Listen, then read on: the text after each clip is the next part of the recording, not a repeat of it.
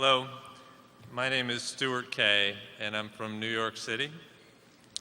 I wanted to know if you could not talk with management, could not read an annual report, and did not know the stock price of a company, but were only allowed to look at the financial statements of a company, what metric would you look at to help you determine whether you should buy a company? Well, what we're doing in investment, and what everybody is doing in investment, is they're laying out money now to get more money back later on. Now, let's leave the market aspect of the asset out. I mean, when you buy a farm, you really aren't thinking about what the market on it's going to be tomorrow or next week or next month. You're thinking about how many bushels of beans per acre can you get, or a corn per acre, and what the price is likely to be. You're looking to the asset itself.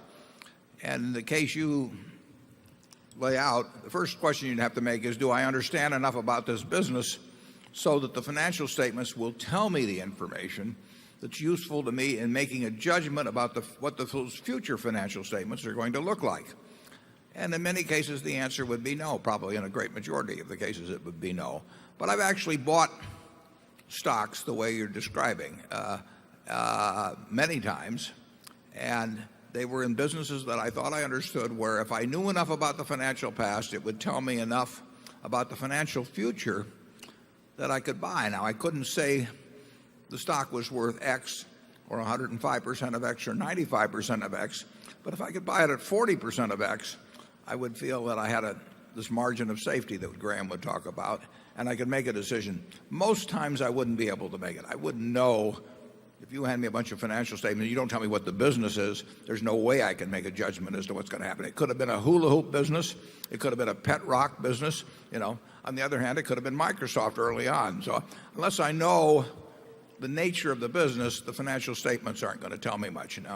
If I know the nature of the business and I see the financial statements, if I see the financial statements on Wrigley, I know something about the business. Now I have to know something about the product before I can make that judgment. But we've bought lots and lots of securities, Charlie. The majority of the securities Charlie and I have bought, we have never met the management and never talked to them. But we have primarily worked off financial statements, our general understanding of business, and some specific understanding of the industry and the business we're buying. Charlie? Yeah, I think there's one metric that catches a lot of people. We tend to prefer the business which drowns in cash. It just makes so much money that one of the main principles of owning it is you have all this cash coming in. There are other businesses like the construction equipment business of my old friend John Anderson. And he used to say about his business, you work hard all year, and at the end of the year, there's your profit sitting in the yard. There was never any cash, just more used construction equipment. We tend to hate businesses like that.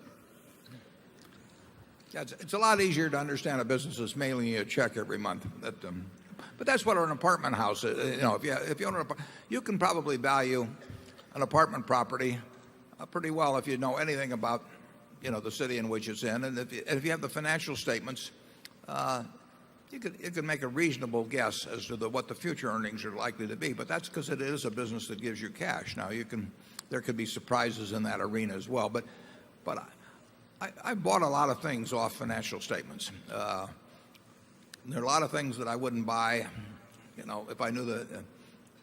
Actually, there are a lot of business I wouldn't buy if I thought the management was the most wonderful in the world, because if they were in the wrong business, it really doesn't make much difference. Number 6.